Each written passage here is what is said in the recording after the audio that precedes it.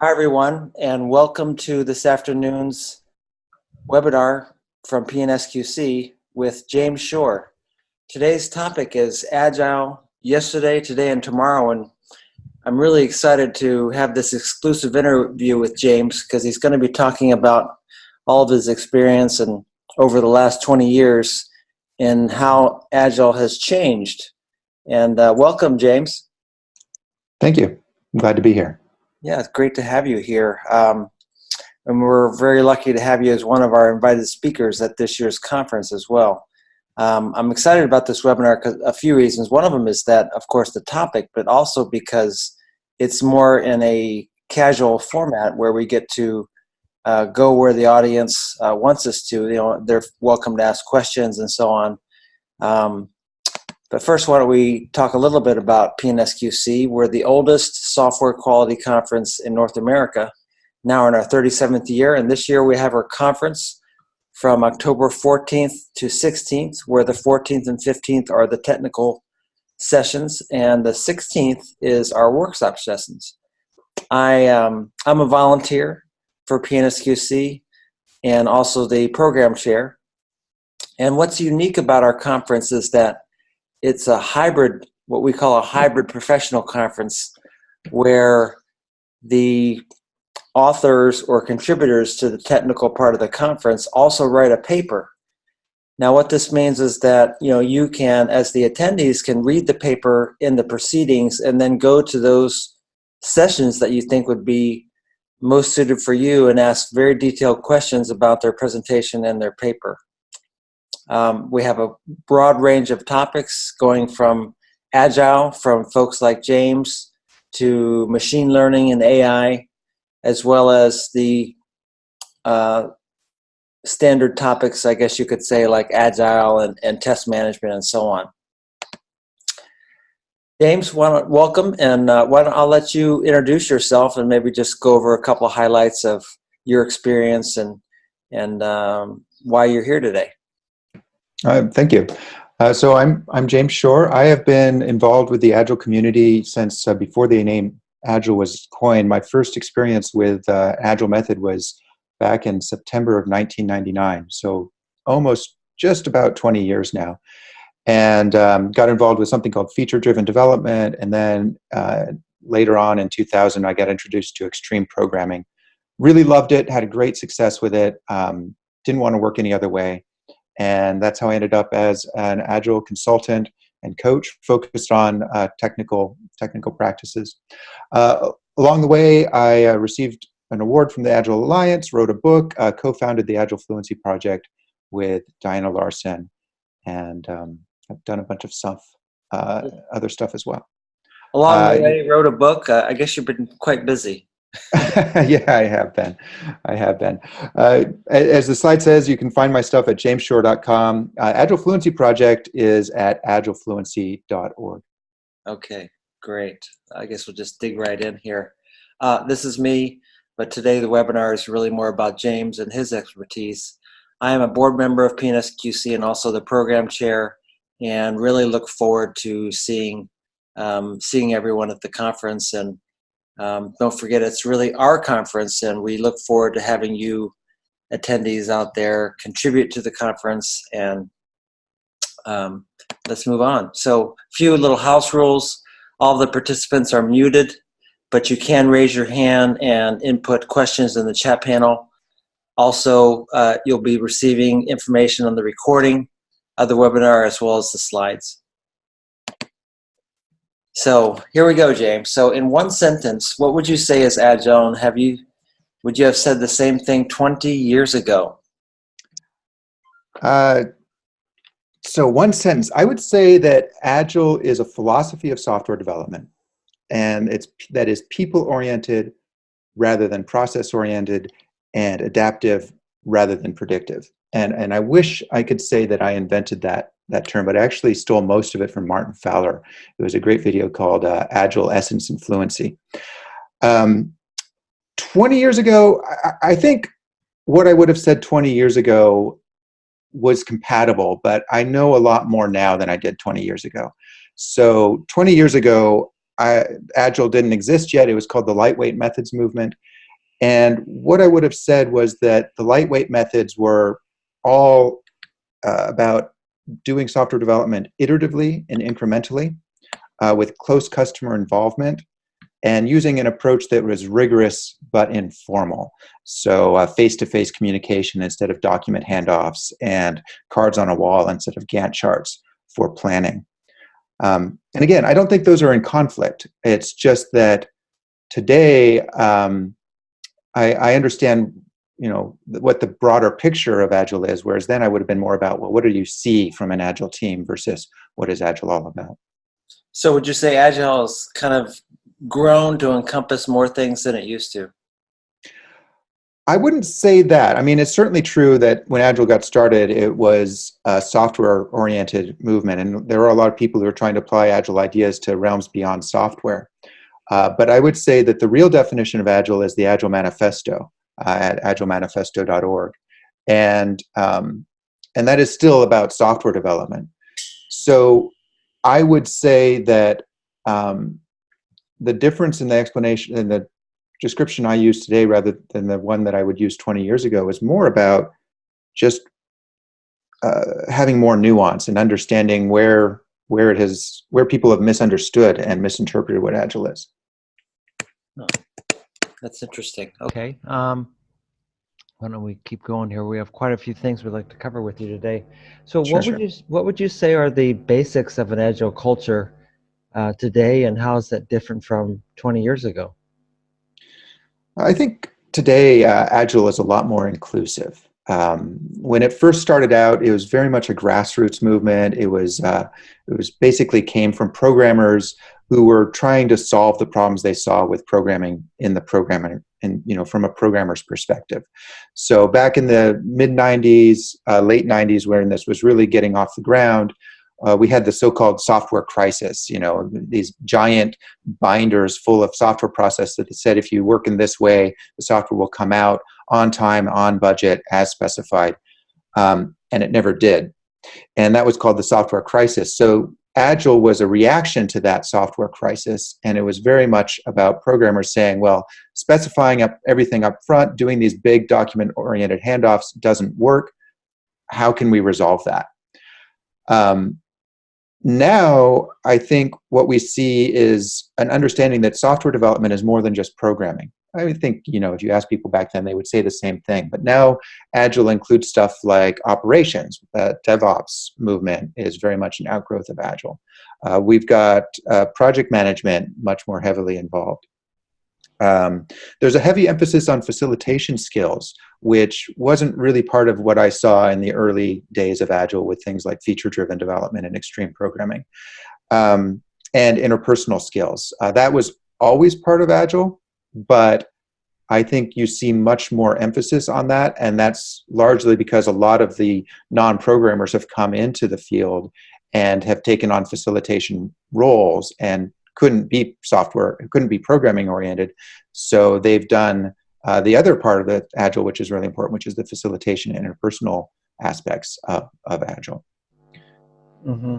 Now, wouldn't you say that you were talking about how Agile at first included some of these techniques like extreme programming and test-driven development and so on, and in order to do those things, though, you really require a lot more communication and collaboration between not only individuals but small groups of individuals within teams, and perhaps those types of people that do programming aren't necessarily very good at that, and that's why those kind of roles are needed. Mm-hmm. I wouldn't say so. Not exactly. Mm-hmm. I think a big part of what you see with Agile is the idea of cross-functional teams that share ownership for the results. And so we really want to avoid having these pigeonholed roles where we've got, for example, in the pre-Agile days, we had the business analyst, and they owned the customer communication channel. We don't really want to see that in an Agile team today. I mean, certainly we can have somebody who is a really good communicator, who's responsible, who does the bulk of the work of communicating with customers, but we don't want to say that is somebody's job and only their job, and it's not the team's job. We want everything to exist within the team. What I see in terms of these facilitative roles, when they're done well, it's not that they're better at the communication, so they do it, but they understand that the role is to help the team gain that skill and that expertise. A good Scrum Master, for example, isn't going to just run the stand-up meetings and run the retrospective. A good Scrum Master should be looking for ways to make themselves no longer needed, to raise the skill of the team so that the team can own these things. And I wouldn't say that we see that from every team. And that's actually another difference in Agile culture from today versus 1999, is Agile is much more popular today. It's no longer a grassroots movement. So we're seeing much more of a mass market adoption. The early days, it was driven by early adopters and innovators. Now we see a lot more cargo culting in the Agile world. A lot of people doing things just because that's what they are told to do, and those are the rules they follow, rather than understanding why they should do something in a particular way. Mm-hmm. That sounds pretty dangerous. It doesn't lead to great results, no. Yeah. Okay. Well, it's quite interesting. So, since you were mentioning the Agile Manifesto a while ago, that was 2001. That's 18 years ago. Yeah. And the folks that got together and thought of this and signed it, what could be improved from what they thought of back then? I took a second look at the Agile Manifesto before getting on this interview, because I knew you were going to ask that question. And I looked at it with a critical eye, saying, what did they get wrong? And I think it's really good, actually. We don't, even though I've been using Agile for 20 years, I don't look at the Agile Manifesto every day or even every month. There's nothing in there I disagree with. I think it's really solid. The main problem with the Agile Manifesto, I think, is that it's too high level. It describes a philosophy, a way of doing the work, but it doesn't say anything about how to do that work or even why it works. It's very much just, this is what we value, and these are the principles we follow. And of course, if you're looking at the Agile Manifesto, if anybody's going to agilemanifesto.org to look at it right now, do take a look at the 12 principles link that's on the front page, because that's also part of the Agile Manifesto, and that's also important. But for Agile, you've got this sort of the philosophy, which is the Agile Manifesto, and then you've got specific methods like Scrum or extreme programming, and they are, those are the ideas that led to the Agile Manifesto. The Agile Manifesto says, what are all these different lightweight methods have in common? We're going to call that Agile. But there's what we need. What the Agile Manifesto lacks is the part in between, the how and why Agile works. That's agnostic to specific methods like Scrum, but more detailed than the overall philosophy, which is the Agile Manifesto. And that's why Diana Larson and I created the Agile Fluency model, actually, is to sort of fit in that seat. It's still method agnostic, but it provides a lot more detail about how Agile works and what you should expect from a successful Agile team. Right. So you're saying like the Agile Manifesto really contains a bunch of principles, and then on the other side of the spectrum, you've got Scrum, and there's something needed in between those two. Yeah, saying not just what the principles are, but what does it look like in practice without going down to the level of, well, people stand up every day and you've got backlog items and user stories and stuff like that. Right. Okay, that's good stuff there. Okay. This is talking about Agile at scale and really implementing Agile, and I guess you could say in a large scale, which a lot of people have problems with, and they have actual models for implementing Agile at scale, right? So what do you think about this phrase here? Agile at scale. I think, it's terribly misleading. The question of Agile at scale, I think, is a really interesting one. Agile was really created for the two pizza team, the 6 to 8, maybe 10 people working together in a room. Right. And the question of how do we scale that up? How do we deal with multiple teams working together? How do we deal with teams that are larger than 8 people or so? How do we scale in that way? That's a really interesting question, and it's one I could talk about all day. Mm-hmm. But it's it's sort of the obvious interpretation of Agile at scale. But what surprised me to learn is I've told people I'm working on this and asking people ask me for help with Agile at scale. What I've learned is that's not what people mean. They don't mean how do we work across multiple teams? How do we work with larger teams? What they often mean, particularly in the enterprise setting, is how do we roll Agile out across a whole lot of people? How do we roll it out across a large organization with as little disruption as possible? So quick, easy, low disruption. How do we roll it out? How do we scale Agile out? And that doesn't work. Agile works because we changed the rules of the game. There's nothing magic about Agile. We're still developing software. When Agile works, if it works because we're changing the context in which software development is being performed. We're saying that we're going to be lighter weight. We're going to have our communication face-to-face directly, rather than writing it all down and handing it off and then dealing with the delays and errors that are created as a result of that. Mm-hmm. We say that we're going to adapt our plans so that rather than predicting our budget and our plans a year in advance and saying we're going to do this thing on this date, we say that's wasteful and we can't know anyway. So what we're going to do is we're going to work for 4 weeks or 6 weeks or 2 weeks, see where that gets us, see how the market reacts, and then change our plans accordingly, which is fundamentally incompatible with a yearly budgeting process that requires you to say, do this on this day. That's what makes Agile work, and that's what leads to the big gains that the really successful Agile teams do. But it's disruptive. It's a culture change, and it requires a lot of skill development when you're talking about technical work in terms of test-driven development and making your software be adaptive as well. Mm-hmm. Go ahead. Yeah, I was going to say, so, I mean, all those things that you just mentioned, outside of the yearly budgeting scheme, I mean, that sounds like it's not really compatible with large companies. That's how they operate.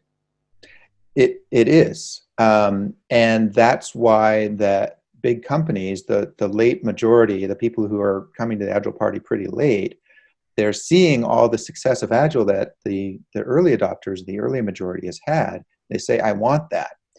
But they really don't want the disruption. And so they're looking for the silver bullets. They're looking for the quick and easy ways of scaling that will promise the world and promise that you don't have to change anything.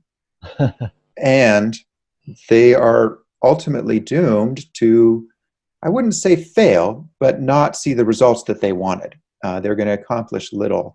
What I see from the companies who have this sort of, we have a culture and we aren't able to change it or don't want to or don't even know that we need to. What I see from them is that they've spent a lot of time and money training people up.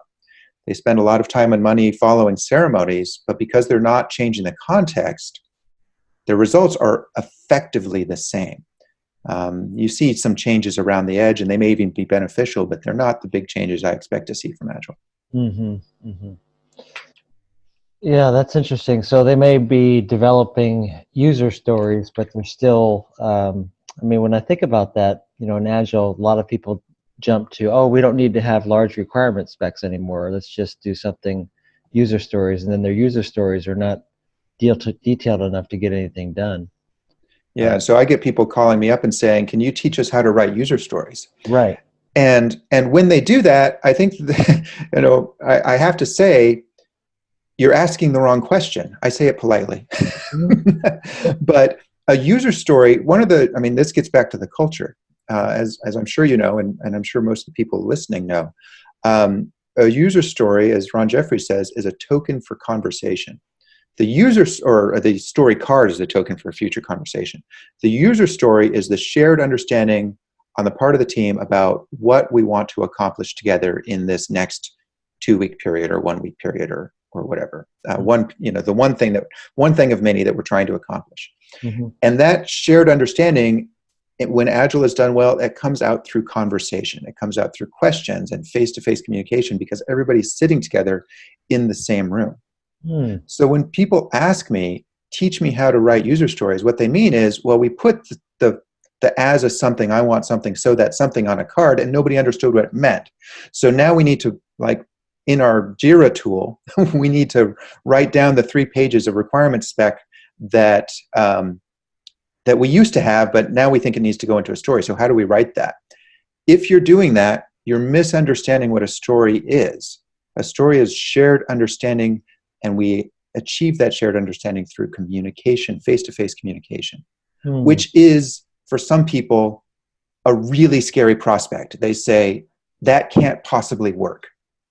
And what they mean is, in our culture, which is document-driven, that cannot possibly work. And they say things like, we need traceability, or we've got regulatory rules, which are true.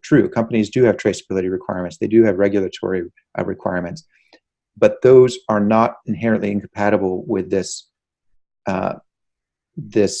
oral culture approach, but they are inherently incompatible with a culture that has figured out how to solve all those problems using written documents. Well, that's really interesting. So, I mean, if you're saying that that stories are really geared towards, I guess you could say, a framework for talking face-to-face, and the talking face-to-face is really an integral part of Agile, then Agile would only work for, if you're talking about large teams or large scale, many small teams, basically.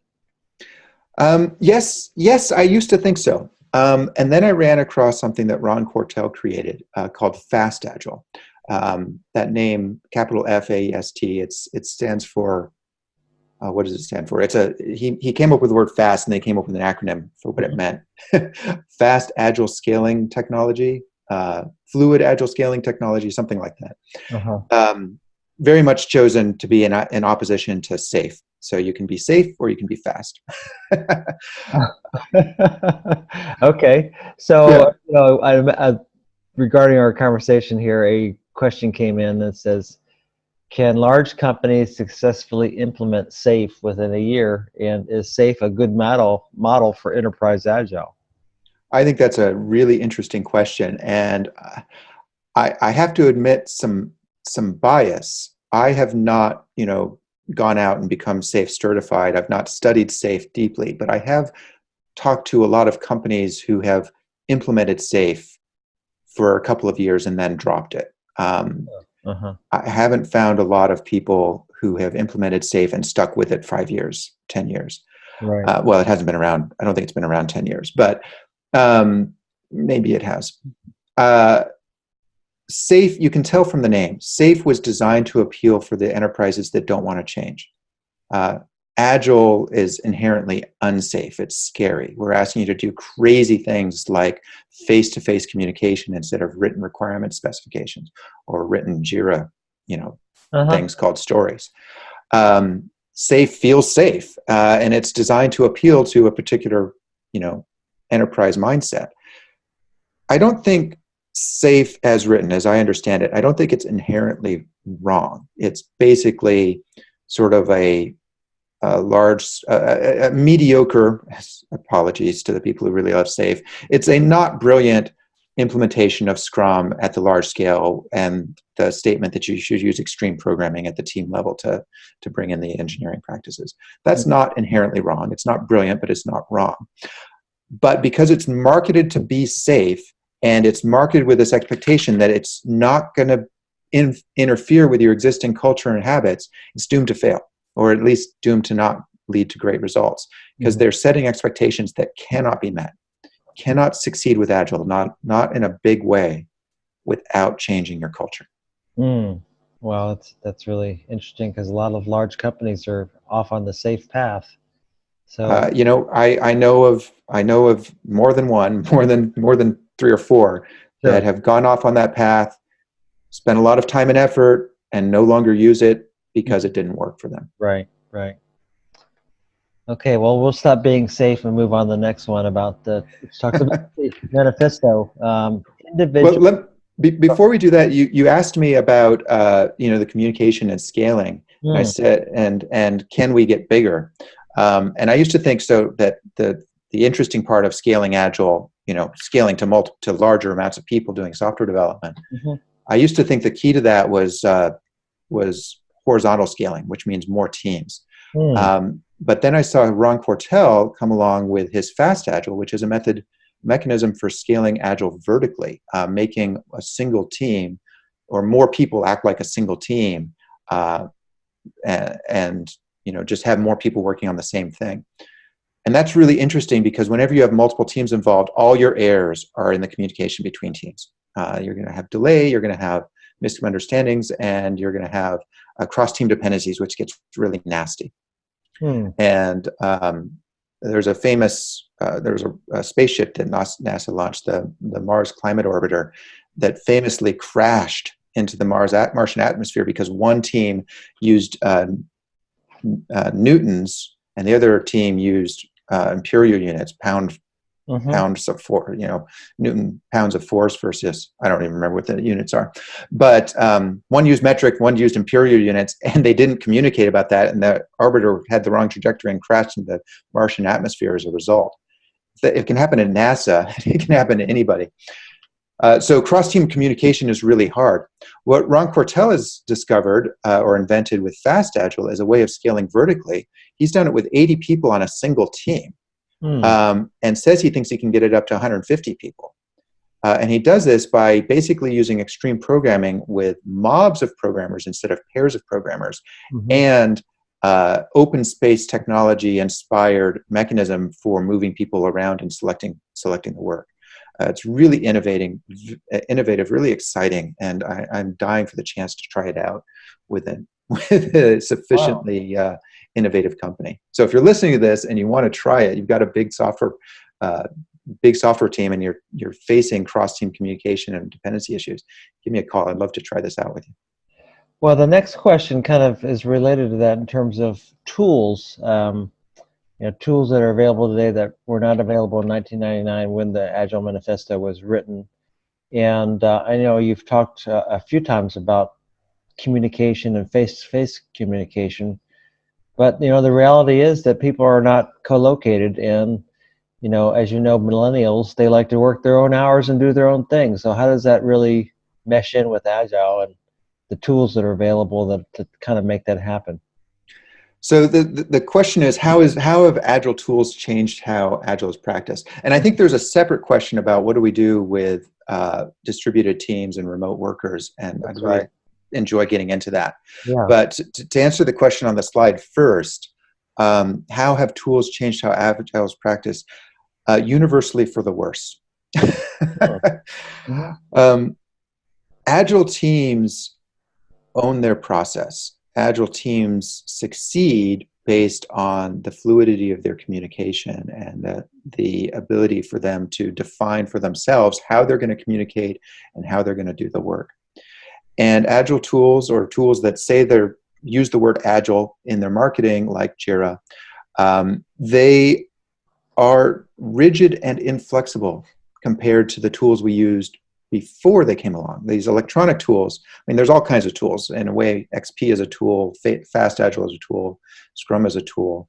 But in terms of these planning-oriented tools, the tool we used before Jira came along, before Rally came along, before version 1 came along, were index cards and a whiteboard. Okay. And as a tool, it is still far, far superior in every way except remote accessibility. Right. Because an Agile team that knows what they're doing, they are retrospecting, they're reviewing their process at least every month. And they're trying experiments. They're saying things like, what happens if rather than planning out a whole sprint at a time, what if we all focus and swarm on a single story, get it done, and then plan the next story? What if we visualize our work in terms of clouds, and on the whiteboard? What if we use magnets to show who's working on what? What if we take the cards off the board and put them back to our desk and put them on the wall? What if we collect metrics by everybody putting a tick mark next to a smiley face or a frowny face? They're constantly trying new ideas. and and you just can't do that with a tool that is geared around a database. And no matter how flexible it is not as fast as saying, we're going to try smiley frowny face retrospectives for the next 5 days. When you're happy, put a tick mark on the smiley face, tick mark on the frowny face, and do that in the moment. You can implement that on a whiteboard in literally as fast as it takes to say it and draw the smiley and frowny face. You can't implement a tool that quickly. And these physical tools take advantage of something that Agile really loves, which is the human element. When you've got a physical tool, everybody can write at the same time.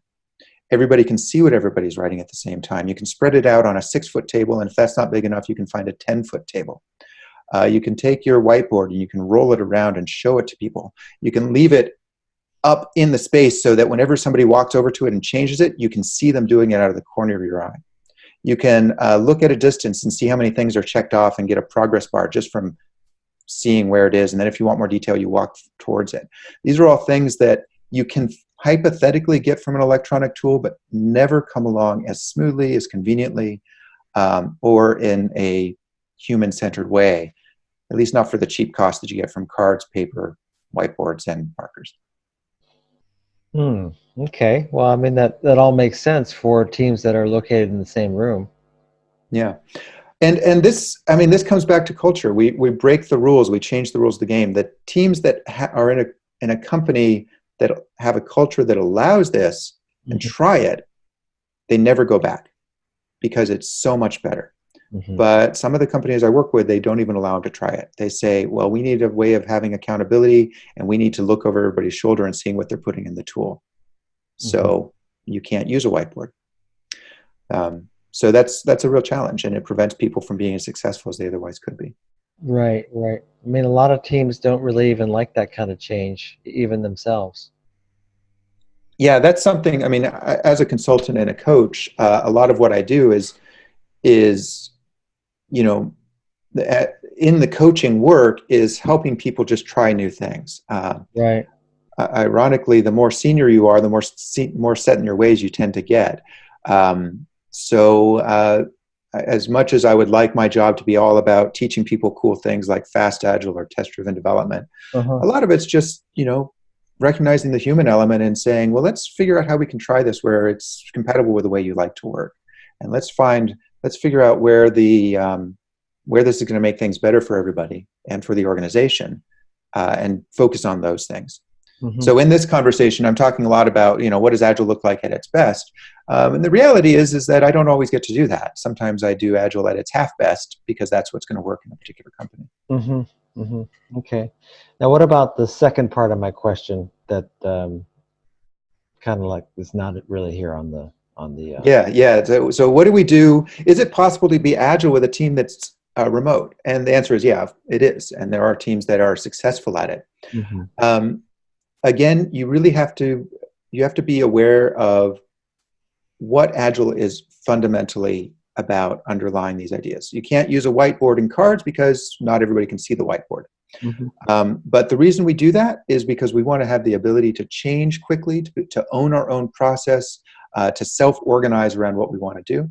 We want to communicate quickly and easily.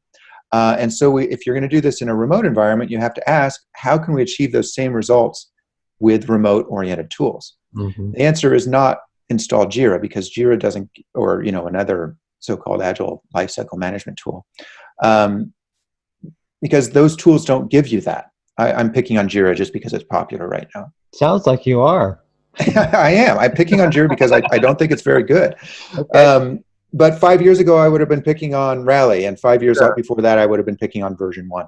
Okay. So, and 5 years from now, Jira will go by the wayside, and we'll be using something else. Sure. The key thing here is about the communication, about the fluidity, about the ability to move quickly and make the changes we want to change. So what we want spreadsheets, not literally spreadsheets. Spreadsheets are an amazing tool because you can do anything in them. They're an incredibly powerful business tool. Spreadsheet versus going out and asking your IT department to accomplish a piece of software. Ask a business user. They'll take the spreadsheet anytime because they can make their changes and see the results immediately. Mm-hmm. We need something with that kind of power only for teams that are not all sitting together. And what that looks like is very sandboxy toys rather than things that say do this, then this, and this. Shared whiteboards, things like Trello that don't specify what you do. You just can put anything anywhere. There's a tool called realtimeboard.com. Tools like, well, Zoom that allow you to communicate. That's what we need. And you need to recognize that when you have a bunch of people in a room and a bunch of people on the phone, the people who are on the phone or on the Zoom are always going to be second place citizens to the people who are together in the room. So if you want to have a team with remote participants, everybody needs to be remote. Don't do half and half, because what we need to be is really just. I'm sorry, I lost my train of thought because I was looking at the chat. No, maybe you can help me out. I was just thinking about this, so you seem to be down on Jira, and I certainly understand that because Jira has a lot of structure to it, and it's not necessarily I guess you could say, an open, flexible collaboration and communication tool. But when you think about that, and you're talking about Zoom and some other, basically communication tools, even other tools that are like Jira, such as, like you said, Rally or Version 1 or Team Foundation Server, those are going to be similar to Jira and not really going to do what you think is best for Agile implementation either. Yeah, remember when we went back to the original question, what is Agile in a sentence? It's a philosophy of software development that's people-oriented rather than process-oriented, adaptive rather than predictive. So people-oriented versus process-oriented. Team Foundation Server, Jira, Rally, Version 1, these are all process-oriented. I see what you mean. Somebody, usually an admin somewhere, defines what the process is for all teams, and everybody is expected to follow that process, and they fit within those areas. A people-oriented solution is, we're going to use realtimeboard.com. What is it? It's just a shared whiteboard. You see other people's mouse pointers moving around. You can put random shapes on it. You can put cards on it. You can draw lines. You can do anything. It doesn't specify a process at all because that's up to the team. To answer Brian's question, that's what I embrace, is tools that let you define your own way of communicating and make that easier. It's still not going to be quite as convenient as being in the same room, but there are teams that are remote first that really have gotten very good at this kind of remote communication. Wouldn't you say, though, that over time as a team works together, that their process, even if they did, say, do what you were talking about in terms of having lots of ideas and changing this and changing that, what if we do this, what if we do that, over time, that would still stabilize, and after that, they could still effectively implement one of these other tools that you don't like? In theory, yes, but I think teams that do that have died. That's a strong. They've lost their spirit. Okay. I've been using Agile for 20 years, and every time I work with a team, we invent new things. Right. We invent things that are just about what that team cares about, and we try new things. Not every experiment pans out, but show me a team that has a retrospective that sees no opportunity for improvement, and I'll show you a team that's not looking hard enough. And if there's opportunity for improvement, well, there's a chance to change the process to take advantage of that opportunity. Sure. You can see Brian's comment here. He's talking about, you mentioned improvement, but how do you know if you're improving? And as you know, management wants metrics. Yes, they do. And why do they want those metrics? This could get into a whole nother can of worms. That metric-oriented culture, that's a process-oriented culture. They want metrics because they want to manage the teams. They want velocity. But velocity isn't actually a useful metric. It's not productivity. It's how much of what the team estimated did they say they finished. but the actual number is entirely about what their estimates were. So then the number isn't actually related to anything. It's velocity is a prediction tool, not a productivity measure. Sure. Much of the other metrics that companies use are, I make a distinction between performance metrics and diagnostic metrics. Companies tend to err on the side of looking at diagnostic metrics, which are very gameable. You can, if you ask teams to produce these metrics, you are going to encourage them to change their behavior to get a good result on the metric in a way that gets a worse result for the company. So when you go in and do coaching, you tell managers, "Hey, butt out. We're not going to have any metrics here." No, I say let's focus on the performance metrics rather than the diagnostic metrics. What sort of business results do you want to see? And that usually comes back to, well, how it depends on the company, but it's usually things like, well, we want to see fewer defects.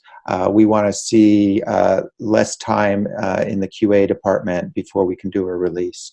We want to see a better lead time and fewer delays and waste as while one team waits for another. They might say we want velocity, but what they really want is they want to see more value-producing output from the team more frequently. Velocity doesn't actually give you that. There are ways of measuring it, but it requires you to have an understanding of what the team produces that's valuable. It's not the code they write, it's the things they do that hit customers or hit the market that affect the bottom line of the company. Sure. We can measure those things. And that starts bringing in questions about, well, what is sales influence? What's product management's influence? How do we have these folks communicate better together? It's harder. Sure. But ultimately better. Sure. Yeah, I mean, if you just measure velocity, you're measuring stuff that gets done, but the stuff might not be the stuff that's valuable. Well, more than that, velocity is, I mean, the definition of velocity, which was poorly named, it should be called engineering budget. Engineering budget, or velocity, is the sum of the estimates of the stories that were 100% completed in the last sprint. And it's a prediction tool. We say that next sprint, our budget, our velocity, is going to be the same as it was this sprint. It's called yesterday's weather. We think that we're going to accomplish about the same amount next sprint that we did this sprint. So we're going to say the total estimates, that if we add up all the estimates we have, that shouldn't be more than what we actually managed to achieve. So it's a great prediction tool. It's a great way of not signing up for more than you can actually deliver. But when you look at what actually goes into it, well, the estimate, it's based on whatever the team decides is their scaling factor, unconsciously or consciously. So it's their estimate accuracy and scaling factor. You can artificially increase it by doing less important technical stuff, and that's called technical debt. You can incur technical debt. Right. And you can increase it by spending more time physically in the office. But at the same time, it's decreased by the amount of waste and overhead in the team. It's decreased by the amount of technical debt that the team has to deal with that's already existing. And it's decreased by the amount of delays and other frou-frou that the team has to deal with. Sure. So you can make the velocity go up by either just inflating your estimates or by taking on technical debt. But that will make your velocity go down fairly quickly because now you've got to deal with that technical debt. Sure. So if you've got an environment that's measuring velocity, you will see the velocity go up, but it's going to hurt you. Or teams will start lying, and they'll say, "Well, now rather than investing this, I can increase your velocity 10 times by just taking the team inside and say, every time you said 3, say 30." No, I get it. Yeah. It's 10 times bigger. That's interesting. Yeah, just another metric that can be gamed in other ways. So. Yeah. So look at this question here. In an alternate world where XP had taken hold instead of Agile, what would this look like? So that's an interesting one. So Agile was XP in the early days. When it first came out, when the Agile term was first invented, 2001, there was all these different Agile methods: the feature-driven development, Scrum, extreme programming, Crystal, DSDM. And the people behind these, many of them were invited to the retreat at Snowbird in Utah. where the term Agile was invented. But very quickly, XP became the dominant factor. There was a whole series of Addison Wesley books where they cashed in on as many books as they could possibly write. Addison Wesley, I mean the publisher. I think there were maybe 10 books in that series. It was a crazy number. Everybody was talking about extreme programming. Not everybody was necessarily doing it, but it had a lot of mind share. So we can look back and see what that looked like. And then in 2005, 2006, maybe 2007, I'm not sure exactly, Scrum really started taking over. And now when people say Agile, what they really tend to mean is Scrum. Now, XP, it had all the planning stuff. This Agile we see today, which is very focused on Scrum, you think of Scrum as being, well, these certain ways of doing the planning and maybe your Agile lifecycle management tool and stories and sprints and stuff like that. But all of that was in XP. XP had sprints. We called them iterations. They were 3 weeks long. Scrum at the time, they were 4 weeks long. The term user stories comes from XP. The term velocity comes from XP, specifically Ward Cunningham. And I wish he had said engineering budget instead. It may have solved some problems. So what we have today is really kind of a hybrid of Scrum and all the stuff in XP that was popular that Scrum also did. Scrum sort of adopted a lot of the things that overlapped. A lot of the terminology got adopted into Scrum, and that's why we call them user stories today. But the major difference is Scrum had a focus on the interpersonal relationships and people skills, the facilitation that XP didn't have. XP was aware of it, but didn't really understand it or say anything about how to do it. It said we needed an on-site customer, but it didn't say anything about what that on-site customer was doing or how we talk to them. Just said, talk to them every day or show them your work and show them a demo at the end of every iteration. So I would say that it's not technical skills versus process skills. It's more technical skills versus interpersonal skills and facilitation skills that we really see the difference in. If XP had stuck around and Scrum hadn't come to the fore, I think there would be more of those interpersonal skills coming out because they're necessary to be successful with XP, even though they weren't really taught and part of the XP materials very much. Mm-hmm. But there was also a lot of focus on hard technical things like refactoring and evolutionary design and test-driven development that were really unpalatable and difficult to teach. So I think we'd see a lot less adoption. We may never have crossed the chasm to the mainstream like Scrum did. But because of that, because you wouldn't have Agile on everybody's lips and everybody saying we want to be Agile, at least use the word, even if we're not going to follow the culture and the ideas. I think we'd see a lot less of it, but maybe the teams that were doing it would be more successful overall. Mm-hmm. Okay, I can't believe the time is almost up. We better get going here. So if you could change anything about the way organizations practice Agile, what would you change? I think you've kind of touched on this, but in particular, what would be the top things that you would recommend, or when you go in and see a client? I've got 4 of them for you. I'll make it quick. 1, stop cargo culting. Don't say we want to be Agile just for the sake of being Agile. Agile, there's no point in being Agile. Do Agile because there's a benefit and understand why you get that benefit and what you get out of it. So stop cargo culting. Stop looking for quick fixes. Agile works because we change the rules of the game. If you don't change the rules, if you don't change the context, you're not going to see the big benefits. So invest in culture and skills. You need to see how you can change your context and what aspects of your context can you change. Invest in changing those, invest in the skills needed to be successful in that new context.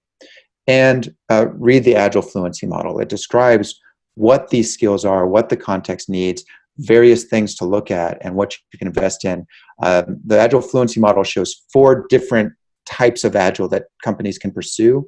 Ranging from the fairly easy to the quite difficult, least disruptive to most disruptive. So read the Agile Fluency Model, choose the zone, the amount of disruption that's appropriate for company and the benefits that you would get from that.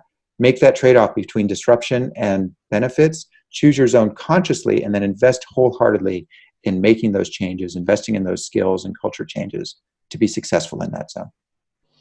Yeah, so instead of a company, beginning to embark on an agile path, instead of doing, they really need to think about their culture, their mindset, their way of thinking before even starting doing anything.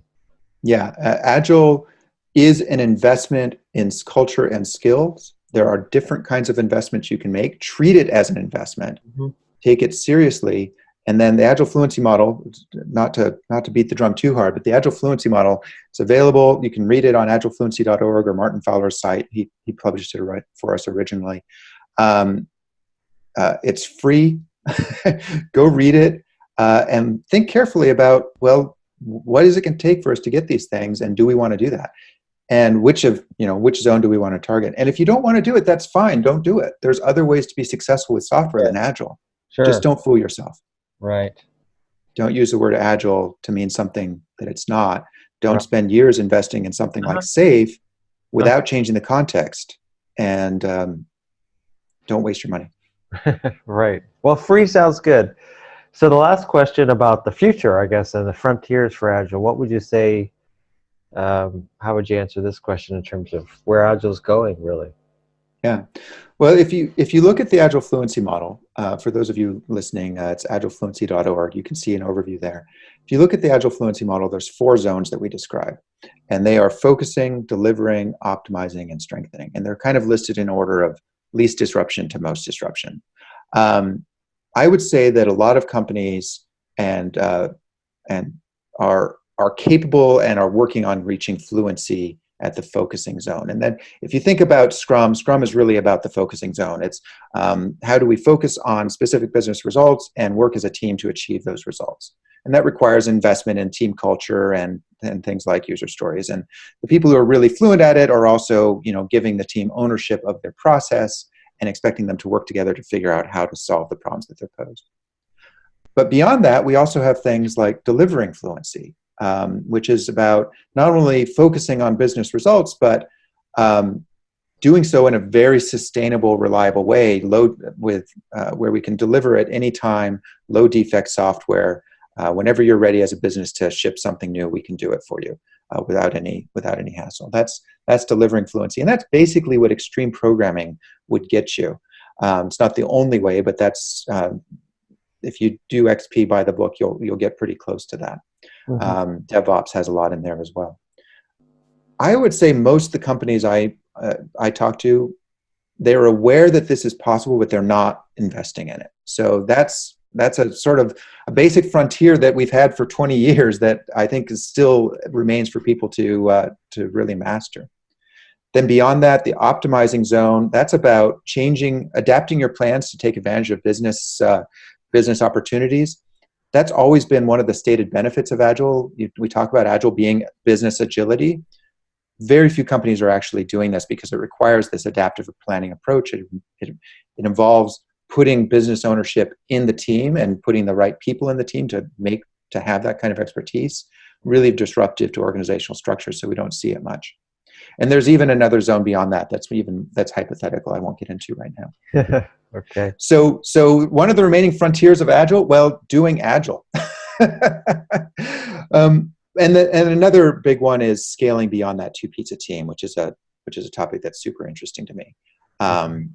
And I've been doing a lot of research and work on myself. How many people would eat two pizzas? That's about 2 pieces each, so that's 8 people? Yeah, 2-pizza team. I think the term was popularized by Amazon, but it means the sort of Scrum-sized team of 7 plus or minus 2 people. Right. Most of the Scrum teams I see are about 5 developers, 4 developers. XP teams get up to about 6, 7 developers, right, and then a handful of other people. I guess it would depend on how many young folks you had on the team. And when I was young, I could eat a whole pizza by myself. That's true. Maybe the size of an Agile team is dependent on how hungry people are. Yeah. Well, thanks a lot, James. We really appreciate you giving us your time. And for those out in the audience, if you've got questions, please write in and let us know what your questions are. We can have James answer them on our blog. And registration is open now, so feel free to go and register at our website. You will receive information about the recording as well as the slides. And again, thanks a lot, everyone, for attending, and especially thanks to James for sharing his knowledge. Thanks a lot, James. Yeah, thank you. Thank you for having me on. Okay. Thank you, everyone. Goodbye.